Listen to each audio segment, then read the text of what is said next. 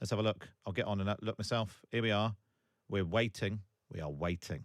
Waiting for Times Radio. People are already there, though. Sean is there. Great show. Listening from Crete. David, hello from Kingston upon Thames. Hi from Derbyshire, says another David. I hear reports that Sunak has been discovered hiding under his desk. John says, throw the switch. Richard from Fleet says, hi, everyone. I think the switch is live. Yes, we're live. We're now live on the Times Radio YouTube channel. Lovely stuff. Get on there. 428,000 subscribers. How many of them are going to join us? Lara Spirit is here, Times Red Box Reporter. How are you? I'm well. How are you? Oh, I'm very good. Deputy PMQs today. Again. Bring people up to date with the whereabouts of the Prime Minister. So he is, as Tory MPs will tell you, with a completely straight face, busy celebrating the NHS's anniversary, the NHS's birthday, which, of course, turns 75 today. So he is at a service, I believe, at Westminster Abbey and has various other celebratory events today. So he really sadly can't be there. Now, I'm not a cynic, but yes, if someone were to be a cynic, they might say the timing of a service for the NHS is probably within the gift of the Prime Minister. And he could have said, listen, I've got to do PMQs. Shall I go? Could we make it 1 o'clock instead of 12? Yeah, I mean, he said yesterday in the liaison committee when questioned about this that it wasn't his decision and he didn't have a role over this. But he is, I believe, now the worst performing, or definitely among the worst attending, Prime Ministers at Prime Minister's questions. He has had a pretty high absence rate compared to his predecessors, and Oliver Dowden will be up in his place again today. And so Oliver Dowden versus Angela Rayner. What do you think they will discuss? Well, it was pretty boring, wasn't it, last time they... Talk it up. No, I think it will be different this time. You think it might be better? I think the first time they had their head-to-head, Oliver Dowden obviously having prepped numerous prime ministers before for this, his aides very, very keen to make sure that he had a good showing. And then I think when I've spoken to Tory aides about the showing since, they've said it's actually very okay if it's not particularly exciting, but he gets through it and he doesn't commit any sort of errors whatsoever. So he's a dependable performer. I think likely the NHS will come up today, especially seeing as we've got those rows between Sajid Javid, between Tony Blair and others about the state of the NHS. It would be, given that we've just seen a Tory minister say today that they expect NHS waiting lists to get worse before they get better. That's, of course, one of Rishi Sunak's priorities. I'd be surprised if that didn't come up. There's also, of course, teacher strikes, which could come up. Obviously, the Labour playbook for this is to try and lump as many different arguments that illustrate that, in their view, public services haven't been working together to make their point. So I think probable that we might see Angela Rayner go on that today. She is, of course, up against Oliver Dowden. And because Wimbledon is underway, we've got... Oh, yeah. I've now got control of some tennis sound effects. So at any moment... we're going to be... Tim Shipman's going to be here. And we're going to be joined by Mark Petchey, who is a Wimbledon commentator. Really exciting. And has coached Andy Murray and Emma Raducanu. And so at any moment... New balls, please. Yeah, very much so. We'll be doing all of that. In fact, if you are on the YouTube channel, your political tennis puns that we could use during the course of PMQs would be lovely. Did you say you're off to the tennis? I am on Sunday. How lovely. Really nice. I can't wait.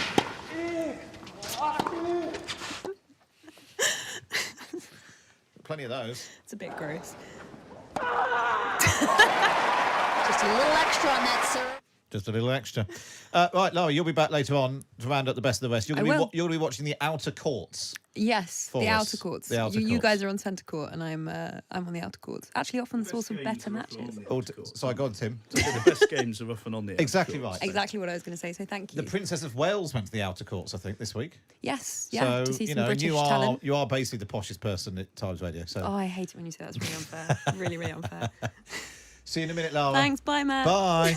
Lara's going to go and watch the best of the rest. You are watching live on the Times Radio YouTube channel. Afternoon, let us know where you're watching. What do you think is going to come up? What should Angela Rayner ask Oliver Dowden about? And how many times in the next half an hour can I play? New balls, please. We will find out. Tim Shipman is here. Stand by your beds. PMQs Unpacked. Deputy PMQs Unpacked. Oliver Dowden, Angela Rayner, standing in for Rishi Sunak and Keir Starmer. That's next on Times Radio.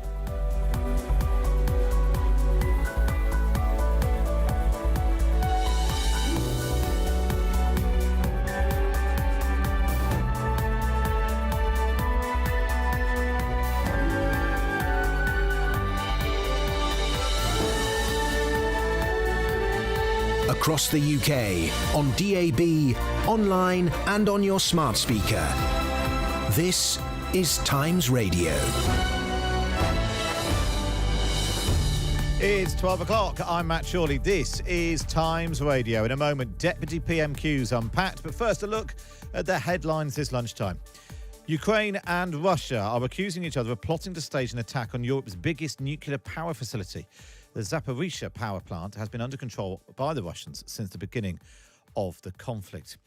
Train companies have announced plans for a mass closure of station ticket offices in England. It will mean virtually all of them being shut. Labour say the NHS is under threat after 13 years of Conservative-led governments. Health Minister Maria Caulfield told Times Radio the NHS has been protected by the Conservatives for 48 years of the 75 it's existed. A service at Westminster Abbey is taking place in celebration of the health service. And the King will be presented with the Crown Jewels of Scotland at a ceremony of Thanksgiving in Edinburgh later. There'll be a people's procession on the Royal Mile, but the Scottish Greens are boycotting the formal event. We'll have a full news roundup at past. But now, live on Times Radio and on the Times Radio YouTube channel, it's time for this. PMQs Unpacked on Times Radio. Unpacking the politics and cutting through the crossfire. Yes, in Wimbledon week, it's a very special PMQs Unpacked. Joined in the studio by Sunday Times chief political commentator Tim Shipman. Hello, Matthew. How are you, Tim? I'm very excited about the tennis theme. And we are joined by tennis commentator and former coach to Andy Murray and Emma Raducanu, Mark Petchey. Hi, Mark. Hi, welcome. Thanks for having me on. No, it's great to have you. And you are joining us live from Wimbledon, Mark. I am. I'm kind of outside. You know, there's a lot of rules here, so I'm just making sure that I'm in the right place at the right time for you guys. Do not break the rules, Mark. That's very important. No, that's very important. Absolutely not. No. Now, even as a member.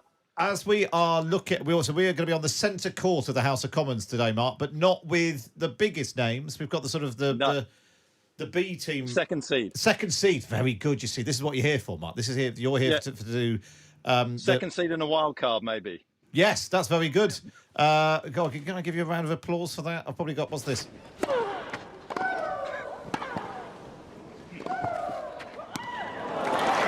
There we are, round of applause to Mark on that fun. What? That sounds like Sharapova against Serena Williams, that audio. Wow, that's good knowledge. That's very good knowledge. I wonder if we hear as much grunting from Rayner and Dowden. Yes, this is exactly the sort of thing we need, Tim. How many times, Tim, during the next half an hour will we need this? New balls, please. You see? What do you think they're going to talk about, Tim? I think it's going to be one ball, isn't it? Surely the NHS 75th anniversary and the parlous state of the health service. You can't be serious, man. You cannot be serious! Surely not 6 questions on the NHS. Well, maybe 3. And then some good end of the pier knockabout. You know, it'll be like a good doubles match, won't it? With them standing at the net, bashing the ball to each other backwards and forwards until one of them puts a zinger down the line. Do you normally watch? It's a bit of a mixed doubles, isn't it? With Angela and Oliver. Yeah, that's true. That's true. Is this? Do you normally watch PMQs, We're good at Mark? mixed. We're good at mixed. We've won a lot of mixed doubles over the last couple of years, so this is kind of our forte here in Britain. Exactly. Put them on the same side. It might be quite interesting. Yeah. There you go. Do you normally watch PMQs, Mark? I don't watch it that religiously. I have to be honest. I live in Putney, so I'm kind of I'm very curious about politics and where we are. It's been an interesting decade. Let's be honest. So you know, you have to be curious about these things. So yeah, interesting times. Interesting times indeed. What else? I don't know what else I've got here. Code violation, unsportsmanlike conduct. Unsportsmanlike. Oh, we've had a lot of that. We've had a lot of that. Yeah. Yeah. In politics as well as in tennis. What else have I got? Wow! What a stunner! No, are we going to? I think it's very unlikely we're going to need that today. Unlikely to need that one. What's this one?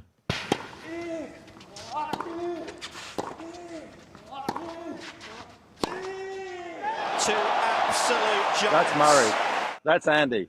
That was definitely Andy. This that is a last much forehand. better game. Never mind Deputy PMQs. Name that grunt. We've got some more grunts. Let's see if you know who this is.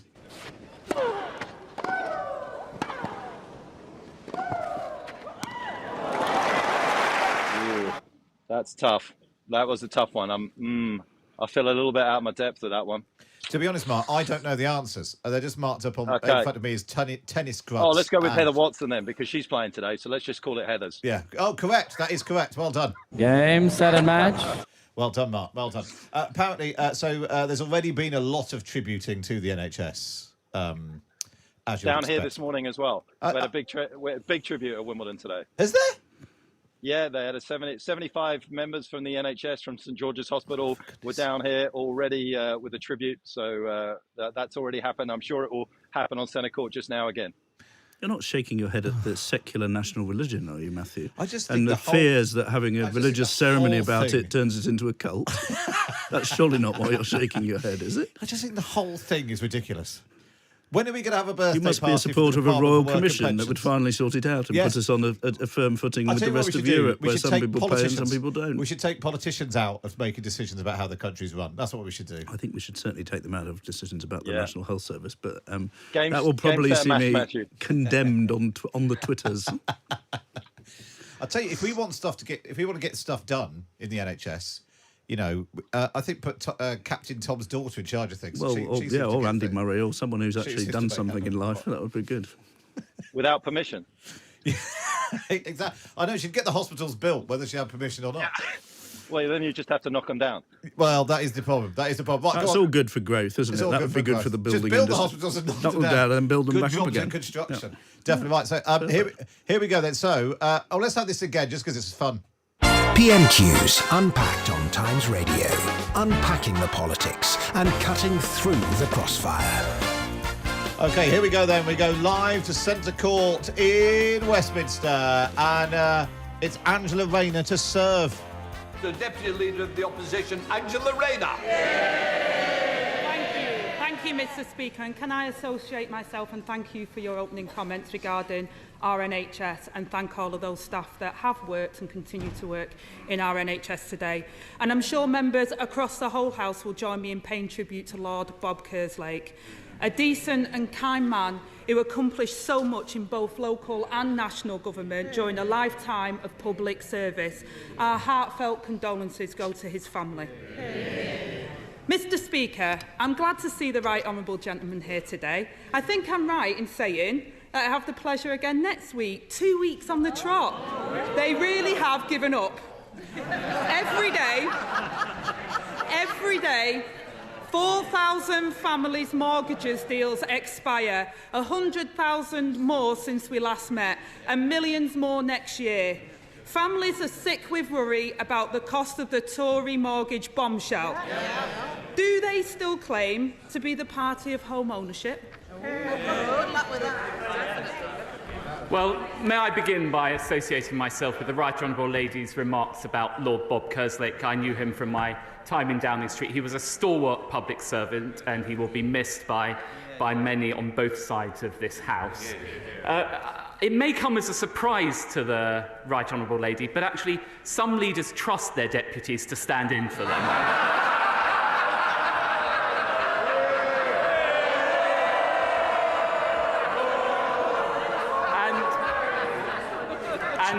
When it comes to mortgage rates, I support the independence of the Bank of England taking the necessary measures to control inflation.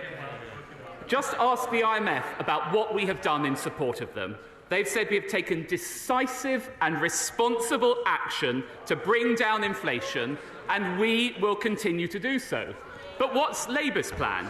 To borrow £28 billion a year, pushing up inflation.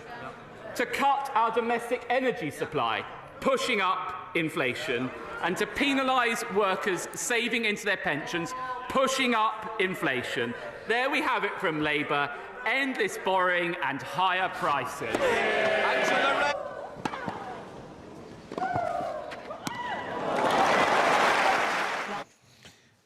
Right, first of all, if we're going to unpack this properly, we should explain who Bob Kerslake is, Tim. Yeah, so he was the former head of the civil service who sort of did the job in tandem with Jeremy Hayward when he was Cabinet Secretary. He went off to the House of Lords. He became sort of known party politically for working with Labour when Jeremy Corbyn was the Labour leader to try and prepare the shadow front bench for a government, because a lot of them have never been in it. And we read this morning that he was assisting with a similar process with Keir Starmer. So he's a sort of old lag who knew his way around Whitehall and was trying to sort of tell people, here's how you are a minister, 101, all that. Which we know Labour are very conscious that they need. Yeah, and we got the news of the weekend that he died at the age of 68. So that's why there were tributes to him. So you got it wrong, Tim. She's not got on the NHS. She's got on mortgages. Well, I mean, I'm not going to bet you another dinner that we hear about the NHS. But I haven't had the last one yet. No, well, we're going to plan that, aren't we? Yeah. It's going to be very exciting for everybody. No, I mean, it was to grab the analogy and run with it. She thwacked a reasonable serve into the court, but I think it came back with a little bit of extra spin and pace than she was expecting. And there was a wonderful moment where he made the jibe about deputy leaders, and those watching. Those listening would not have seen the little smile that danced its way across Angela Rayner's lips. She thought that was rather good. And then, we're back to quoting the IMF, and we're back to popping up with Labour's £28 billion of borrowing. It was a pretty solid reply from the Deputy Prime Minister. Yeah. What did you think, Mark? I think there's always two strategies. When you're playing tennis, you can either serve and volley, as Johnny Mack used to do, or you can serve and stay back, as Andy does. And, the strategy when it comes to tackling inflation feels as though we've gone down the route of saying that a government bills are paid exactly the same way as a household one, and inflation is rife because of Ukraine and Brexit and all of the things that have obviously contributed to higher prices from us, and a Conservative government, obviously, from an energy point of view, that is importing a lot more.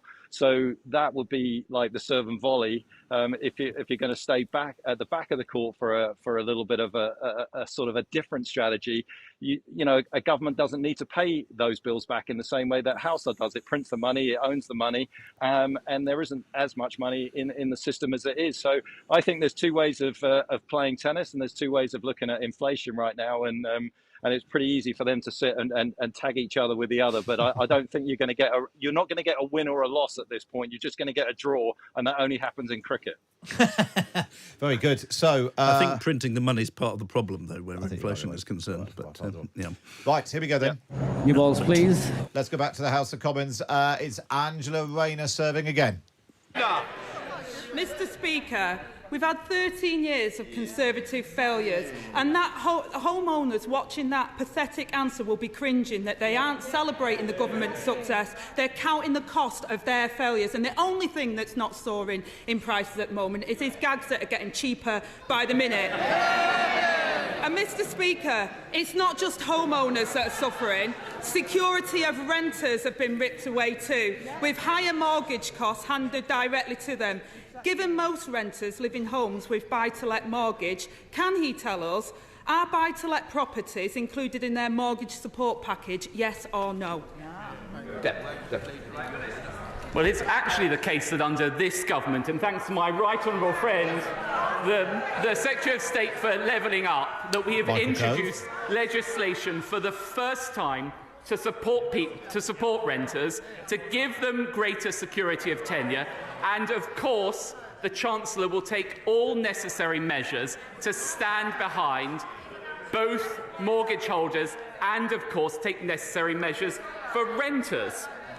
But look, we have a choice in this country, and the choice that we have made is to invest in our economy, giving us the fastest growing economy in the G7 for the past 2 years, creating jobs with record low unemployment and increasing people's wages by providing the national living wage, £1,600 into everyone's pockets. That's how this government is supporting people. Oh dear, that was a bit. I think we just saw a very lengthy rally where the ball just got doubled into the net at the end of it. That was an unforced error. absolute giants. I don't know, that was quite the wrong. I've definitely pressed the wrong button there. I mean, my main takeaway from all that was the sort of, the desperate praise for Gove, who's sitting a few seats down the bench. Not the cabinet is not out massively in force, I think it's fair to say today. Hang on. He's got Mel Stride and David T.C. Davis sitting either side of him. Yes, and Jeremy Quinn is also on the front bench. But Gove is sitting about 4 seats down from Dowden, peering at him a little bit like a slightly concerned schoolmaster who's seeing a sixth form pupil go and do the debating cup, and he's not sure that he's going to do very well. And when Gove was mentioned, he sort of stroked his upper lip a little bit. I mean, it looked like he ought to sort of have a white cat to stroke rather than an upper lip to stroke. But, that was the sort of... I mean, her question was pretty... Very specific about renters and buy-to-let landlords. And then, obviously, this whatever scheme it is doesn't support that. But, the government have done some stuff. Dowden talks about, we have a choice in this country. The choice we have made is to invest in our economy. Yeah, and then he talked about growth, biggest growth in the G7, which is actually Labour's pledge as part of its missions. Oh, yes, and of course, we're not going to have the biggest growth in the G7 later this year because the Treasury prediction is that we'll be in recession from Q4 this year to Q2 next year. And if you were being... so that's cynical. You point out that part of the reason why we've been one of the fastest growing economies the last 2 years is because we had the biggest economic collapse. Yes, we had furthest to bounce back from. So we bounced it back. But this has all the whiffs of a tennis match where they have a great first set that goes to a tiebreaker, and then the first few games of the second set are pretty lacklustre. Okay, Mark, are you enjoying yourself? Yeah, I always I kind of love those debates. I've actually been fortunate enough to be in the House of Commons. I don't know if I should have.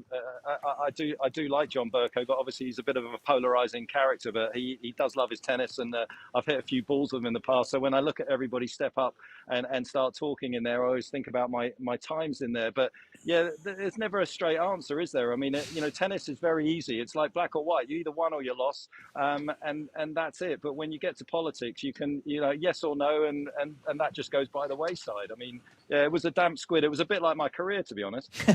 How good was Bercow, Mark? Did you play it? He actually decent. Yeah, out of a lot of the people that I played with that obviously haven't played professional, he actually moved pretty well. He played as a county. He's got a decent forehand, nice slice backhand. Not a lot of power on the serve, have to be honest. Not like his rhetoric. The serve, he's not got a lot of height to bound it in from there, has he? That's the problem. And if I'm being honest, didn't have quite the same repertoire in terms of vocabulary as he does in his shot making. But apart from that, not bad. Was there the odd profanity when things didn't go well then?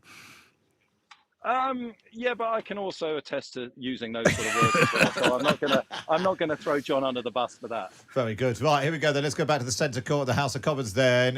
Angela Rayner is serving. Rayner. Mr. Speaker, I know the Deputy Prime Minister isn't very good on facts, but their party did crash the economy. Yeah. And he will know that according to his own government's data, over 2 million buy-to-let properties are missing out on support. Yeah. No-fault evictions are up by 116% this year. So will he tell us if the Prime Minister has a spine now to stand up to the vested interests in his own party and finally deliver their promise to ban no-fault evictions? Well, I don't think the Prime Minister is going to take any lectures on weakness from the party opposite. I remember there's a lot of talk about reshuffle in the air from the Labour Party. The last time the leader of the Labour Party tried to sack the Right Honourable Lady, she walked out with a promotion. But we will continue to stand behind renters and to support them, and my Right Honourable friend will take all necessary steps. Angela, you can understand the frustration, and he gave it a good go at that, so it was a decent throw of the racket. That feels a bit more like it, doesn't it? Yeah, I think the when we put together the sound effects... Can we do a code violation for being too boring? Code violation on sportsmanlike conduct. Yeah, there we are. Yeah, there you go.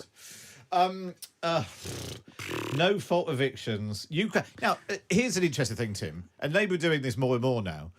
That Labour's attack is that the Tories crashed the economy. For the last decade, the Tories have said, Labour crashed the economy. We had to clear it up.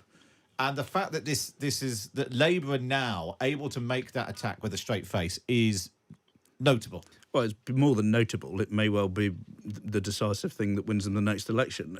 And you know, it's interesting. I remember talking to lots of people who sort of do debate prep at general election times and in referendums and all the rest of it, and they often sort of end up being the opposition, you know, being the person on the other side from them. And when they realise how easy that person's arguments are, they know they're in trouble. And I think any Tory who stood up to prep Oliver Dowden would be able to just lob out these kind of lines that Angela Rayner's lobbing out and know that Labour have, you know, a very much more straightforward position at the moment.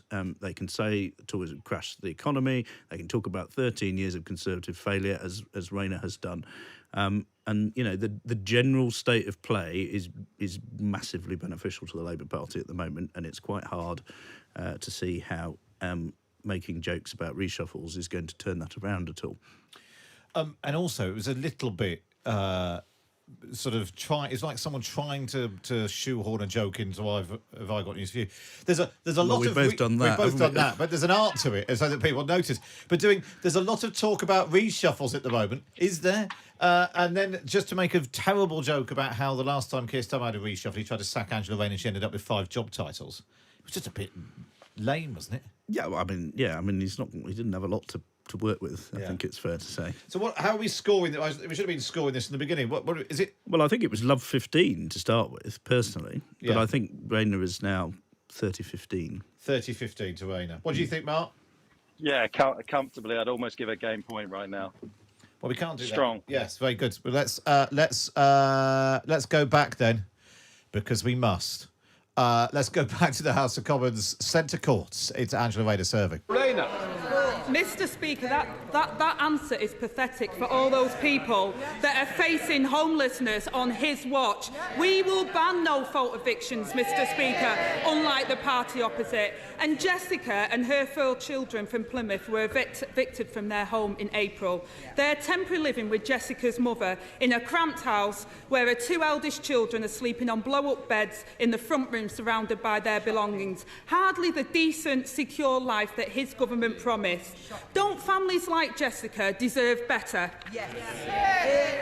Deputy Prime Minister. I'll tell you what we're doing for families like Jessica's. We are increasing the national living wage. It was this party that introduced the national living wage, not the party opposite. It is this party that has doubled the personal allowance, cutting taxes for those people, and it is this party that has lifted 1 million people out of unemployment. I'm immensely proud of the record of this government, and that's why people will not trust the party opposite to crash the economy again. Oh. So they won't trust them to crash the economy again? No. Don't think you got that quite right, Deputy Prime Minister. No. New balls, please. And referring to Jessica's family as those people, I'm not sure is a particularly good look. But it also felt a little bit like Angela Rayner forgot she was supposed to be doing well, it didn't seem to be much of a question. She either. just jumped into and Jessica, and then Jessica then it was the question was sort of, what are you going to do about that? Yeah. Another lacklustre exchange. Here's an interesting thing. Pete on the YouTube channel says, so many friends in London are stuck, unable to afford rising rent. One mate has switched his vote from Tory to Labour directly because of housing. And I think this is, I mean, the big picture here, as we say, I think this is now the 3rd time they've done housing in recent weeks. This used to be a subject that the Tories thought was their own. You get people to buy houses and then they become Conservatives. Well, people aren't buying houses because houses aren't being built. Lots of people can't afford to buy them. And because there were so many more people renting, that the issue has moved more towards the Labour Party, and the Tories kind of know that, which is why they've done some stuff for renters, as Dowden has been outlining, but clearly not enough from the point of view of those renters. And this is rich terrain for Labour to make a sort of semi-economic argument on something that they wouldn't have touched with a barge pole 20 years ago. In fact, looking at the polling, which political party would be best at handling housing? 32% say Labour, 11% say Conservatives. And all of those people own their own home and don't have a mortgage. Even amongst the over 65s, Labour are ahead. So it's not just That's a sort very of interesting. Yeah, it is. Mark, anything to add? Who won that one? Yeah. Well, just to say that, on a serious note, my daughter's actually first year of med school up in Birmingham. And obviously, when you go back to sort of things like housing, salaries that she's going to make potentially in the NHS, you can obviously see the direct correlation where it's going to be very tough for her. And I just remember growing up, even playing tennis before I went pro, thinking, well, if it doesn't work out and I become a tennis coach, things are still going to be okay. I'm still going to be able to afford something to live in. And I would say that right now for my daughter, that feels pretty unattainable. And so, yeah, huge stress and a huge concern for the kids that are coming through. I wouldn't say that any party out there that I've currently listened to has any sort of coherent plan that I would think is going to actually address the significant problems that clearly that we have in this country. So, I don't feel confident when I listen to any of that they're actually understanding what these kids are kind of dealing with as they go into the future, particularly on the medical side of stuff. Yeah, it was interesting. John on the YouTube channel also says, telling Jessica that she's never had it so good probably isn't going to win any votes, which is also No, and this is the mistake that point. Sunak made the other night, on mortgages, sort of saying, hold your nerve. Great. Yeah. That's not what people want to hear. The bills, is it? No, you can't just tell people what they want to hear. Otherwise, there'd be no money and there'd be no choices in politics. But how long do you have to hold your nerve for? Yeah, I mean, that's not been made clear.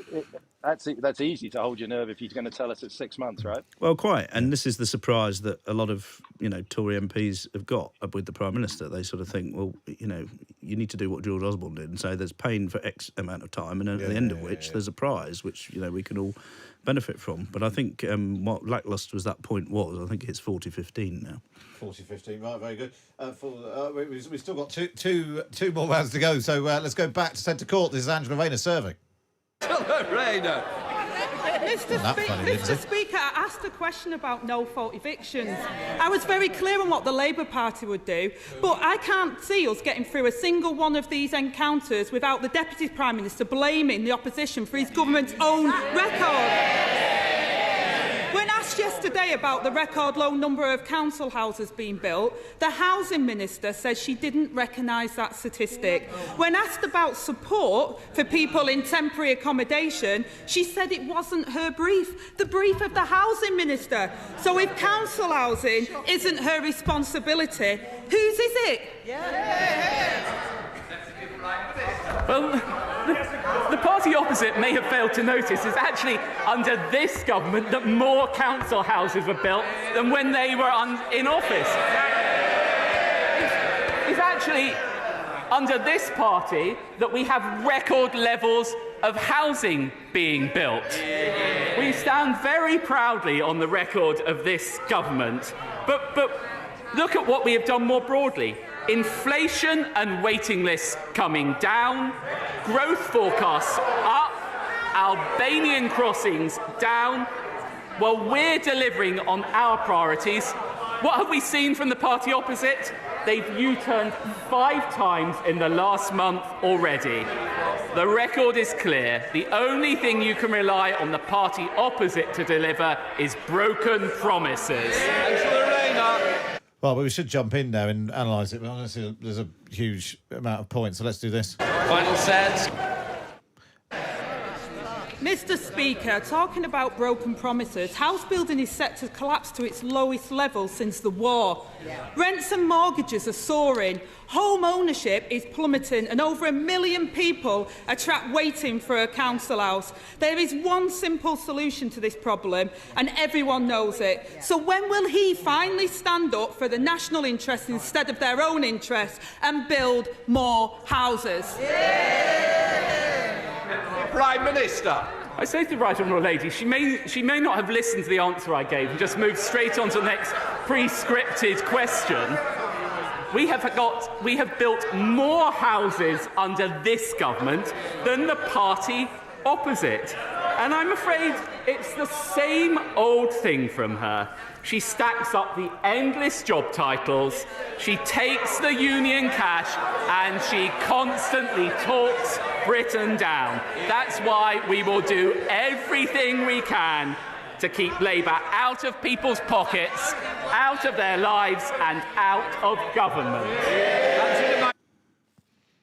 So, having listened to the pre-scripted question, he moved on to his pre-scripted answer.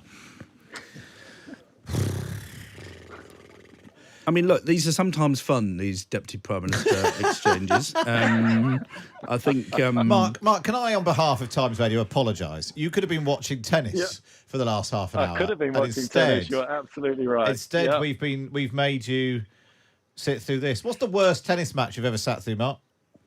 What's the worst tennis match I've ever sat through? Probably watching one of mine, to be honest. I don't think there can be much worse than that, if I'm being honest. No. All of Andy's were great fun. There's one good thing that's come out of all of this. Yeah. Is someone is posted, and I need to make sure where is it? Somebody posted an anagram of Oliver Dowden is wooden drivel. And I've checked it. It actually is. It actually is. I mean, that is... Wow. That's an ace. That's an ace. Well, that's stunner. We have a winner. I think it's Tim. I lost... Oh, where is it? Was it Tim? I'm very happy to claim credit for it, yes. No, not you. Someone else on the YouTube channel. Can we do a come on, Tim? Tom Saunders. Tom Saunders. Oliver Dowden is an anagram of wooden drivel. How apt. He's having an absolute shocker.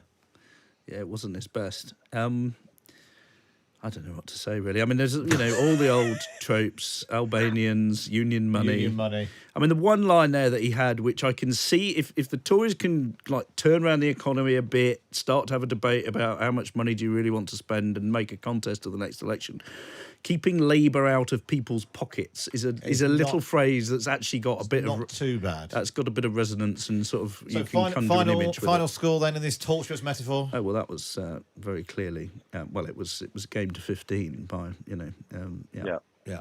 Right. Game, set and match. There we are. Lovely. Rayner. Mark, lovely speech. We're going to let you go now so you can go and drown in a tub of Pims. And thank you very much. That sounds like quite a nice way to go. Mark, really good to speak to you. Not literally. Mark Petchey, tennis player, commentator, former coach to Andy Murray, now with Raducanu. Thanks so much for joining us live from Wimbledon. Dear, oh dear, oh dear, oh dear, oh dear, oh dear. You can't be serious, man. You cannot be serious. That was Deputy PMQs Unpacked. Lara Spirit has been watching the rest on the outer court so that you don't have lucky to. Lara Spirit. We will stretch this torturous metaphor a bit more after we get a news update from Rachel Jewell. Across the UK, on DAB, online and on your smart speaker. Matt Chorley on Times Radio. Thanks, Matt. Good afternoon. A union's warning that hundreds of workers face losing their jobs if ticket offices are closed at train stations. But the Rail Delivery Group says its plans will free up staff to help customers on platforms.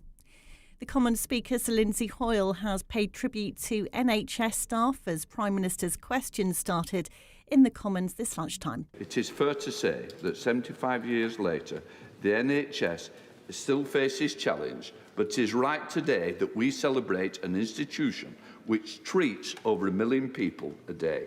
In particular, I'm sure members across the House want to join me in celebrating the staff of the NHS, past, present and across all our constituencies. Well, meanwhile, the Health Minister says record NHS waiting lists will get worse before they get better. Maria Coldfield's warned that the number of people waiting for treatment will go up, but she's told Times Radio the NHS is safe in Conservative hands. Israel has withdrawn troops from a 2-day operation in the Jenin refugee camp. It says its forces uncovered militant weapons labs in the assault in which 13 Palestinians and an Israeli soldier died. And Adele has warned fans about throwing things on stage following a string of recent incidents. The singer's accused some people of forgetting about etiquette during a show at her Las Vegas residency at Caesars Palace. Sunny spells and scattered showers for most places this afternoon, turning heavy and thundery in places.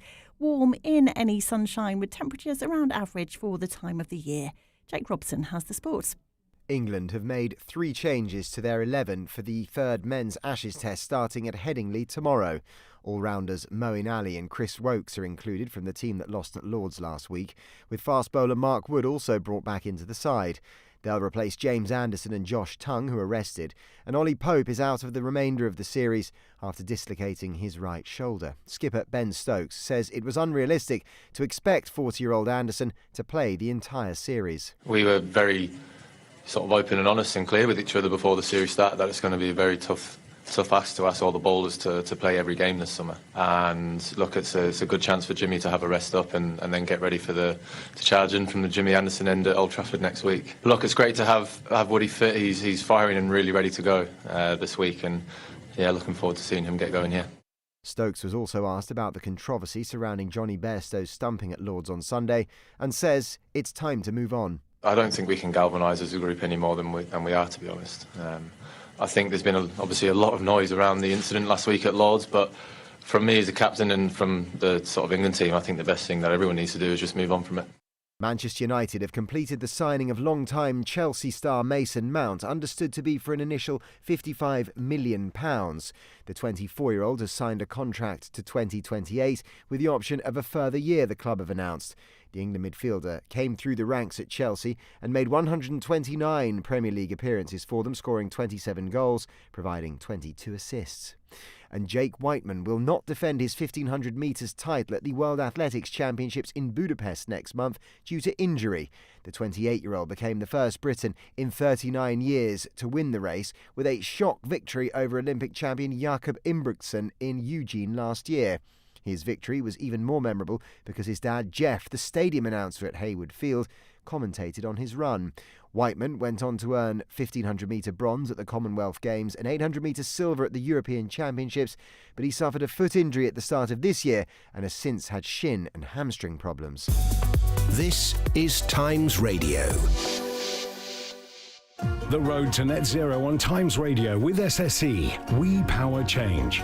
There's no doubt that in a net zero age, hydrogen is increasingly looking like the fuel of the future. 1 kilo of hydrogen gas contains 3 times as much energy as 1 kilo of petrol. And when it's burned, the only byproduct is water. But it's hard to store it. H2Go is a high-tech startup company that's tackling this challenge by developing a £4.3 million smart hydrogen storage project in the Orkneys, which could save about 7,500 gallons of diesel a year. And it's estimated that by 2050, 35% of the UK's energy could come from hydrogen, which is why companies like H2Go and SSE are pioneering low-carbon technologies today for a greener tomorrow.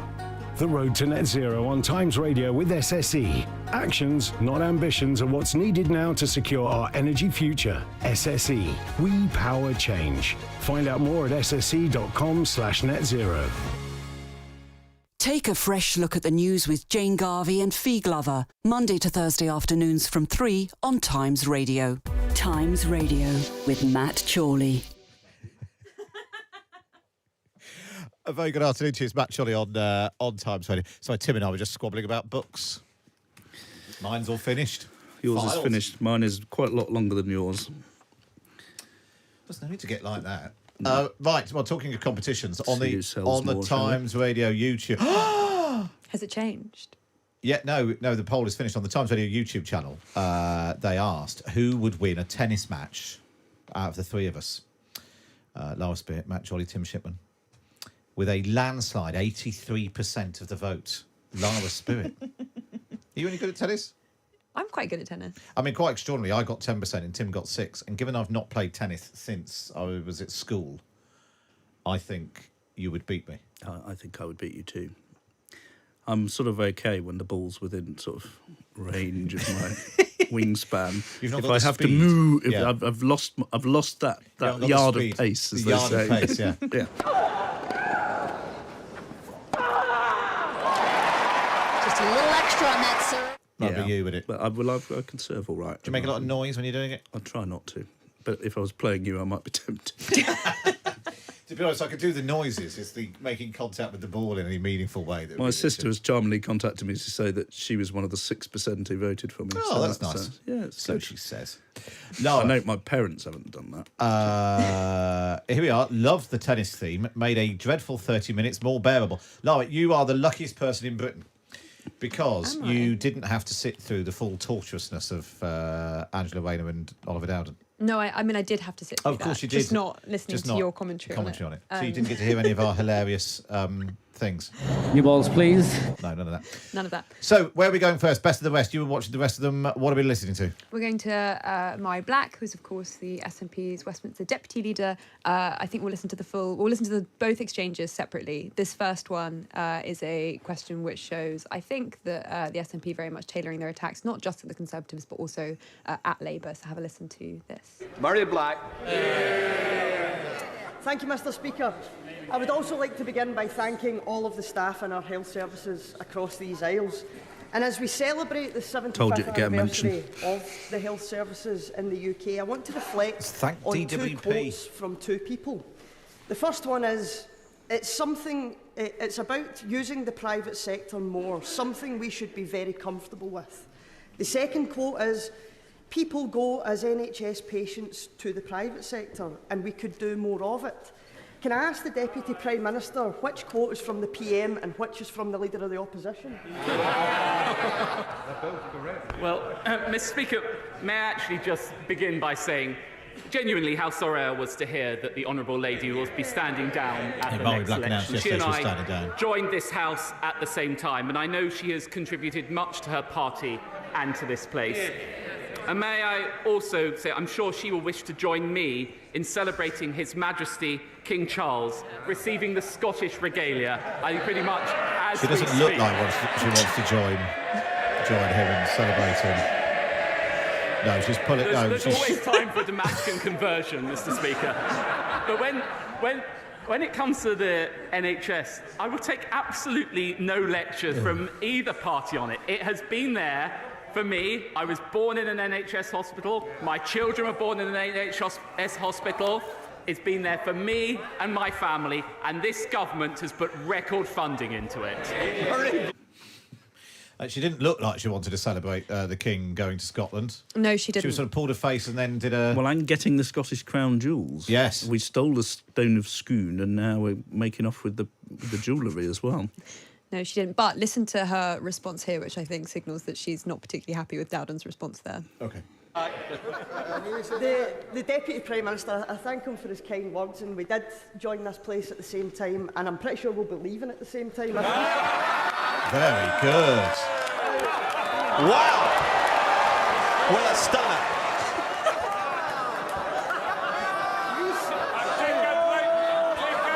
Game, set and match. Black. The number one problem that faces the health service across these aisles is workforce. And research shows that Brexit has worsened the UK's shortage of doctors.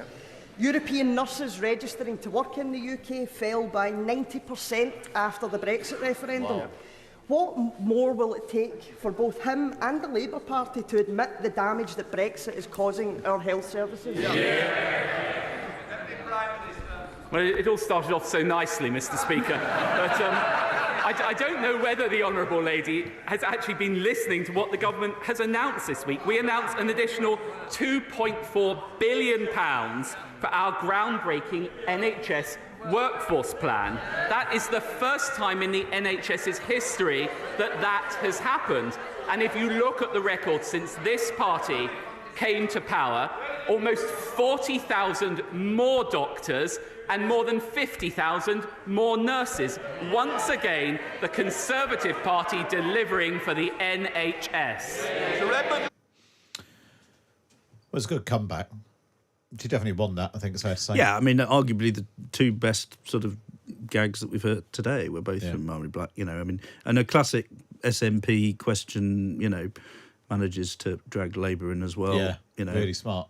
You know, Starmer and Sunak, they're peas in a pod as far as the SNP are concerned, and pinning them both with Brexit, pinning them both with wanting to do private things in the NHS. You know, that's what you want as an SNP leader. Whisper it quietly. She's quite a bit funnier than Stephen Flynn, isn't she?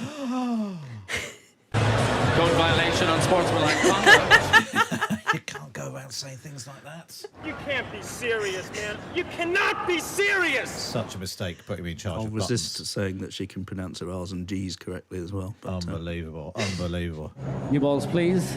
Right, there we are. Last bit, what time are you being people's inboxes today? 3 p.m. 3 p.m. Isn't that what we said last week? I know, but I thought you'd made some promises about it being 2:30.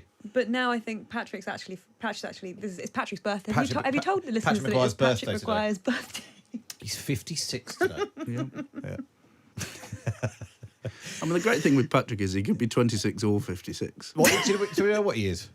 He's 28. 28. You can't be serious, man. You cannot be serious. So to be fair, he looks more lived in than 28. Code violation on sportsmanlike conduct. Right, you go off and write your email. Thank Times subscribers, go to thetimes.co.uk/redbox and Lara will round up everything you need to know about PMQs, and you'll get Patrick Maguire in your inbox tomorrow. Tim Shipman, lovely to see you. It's lovely to see you as well. And Tim will be in your actual Sunday Times at the weekend. And we will find a date at some point for us to have dinner, and we'll very much looking forward to that. Right, up next is the Battle of the Hanging Basket. It's all kicking off in Salisbury. That's next on Times Radio. Mariella Frostra on Times Radio.